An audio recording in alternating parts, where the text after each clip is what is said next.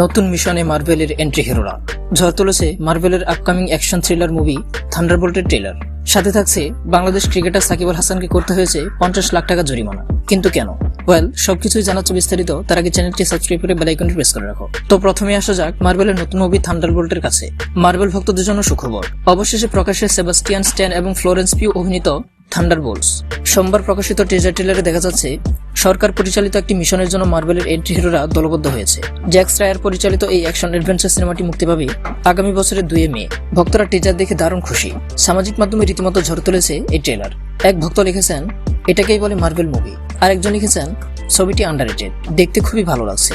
অধিকাংশ ভক্তই সন্তোষ প্রকাশ করছেন এটা থেকে যে ছবিটির গল্প পৃথিবীকে ঘিরেই, মাল্টিভার্স নয়। কারণ মার্ভেলের মাল্টিভার্সের প্রতি অবসেশনের কথা কারো অজানা নয়। হ্যারিসন ফোর্ড থান্ডারবোল্টস ছবিতে অতিথি চরিত্রে উপস্থিত থাকবেন বলে আশা করা হচ্ছে।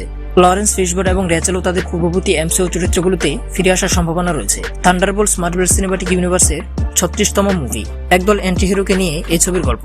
আমেরিকা সরকার তাদেরকে এক গোপন অভিযান পরিচালনার জন্য সংঘবদ্ধ করে। এই পথ ধরে এগিয়ে যেতে থাকে গল্পের কাহিনী, যার প্রতিটি পরতে পরতে রয়েছে উত্তেজনা। ফাইনালি এবার আসা যাক সাকিব আল হাসানের কাছে। শেয়ার লেনদেনে কারসাজির অভিযোগে সাবেক সংসদ সদস্য ও বাংলাদেশ ক্রিকেট দলের সাবেক অধিনায়ক সাকিব আল হাসানকে 50 লাখ টাকা জরিমানা করেছে Bangladesh securities and exchange commission. মঙ্গলবার 24 সেপ্টেম্বর বিএসইসির পরিচালক ও মুখপাত্র ফারহানা ফারুকী স্বাক্ষরিত বিজ্ঞপ্তিতে এ তথ্য জানা যায়।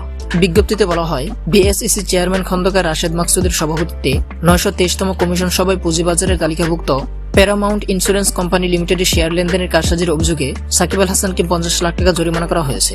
শেয়ার লেনদেনের কারসাজির অভিযোগে মোহাম্মদ আব্দুল খায়েরকে 25 লাখ, এশাল কমিউনিকেশন লিমিটেডকে 75 লাখ এবং মুনার্ক মার্ট লিমিটেডকেও 1 লাখ টাকা জরিমানা করা হয়েছে। এছাড়া আব্দুল কালাম মাতবর ও লাভা ইলেকট্রনিক্স ইন্ডাস্ট্রিজকে যথাক্রমে 10 লাখ আর মোহাম্মদ জাহেদ কামালকে জরিমানা করা হয়েছে 1 লাখ টাকা। তো বন্ধুরা, এমনই সব নিউজ পেতে আমাদের এই চ্যানেলটি সাবস্ক্রাইব করে বেল আইকনটি প্রেস করে রাখো।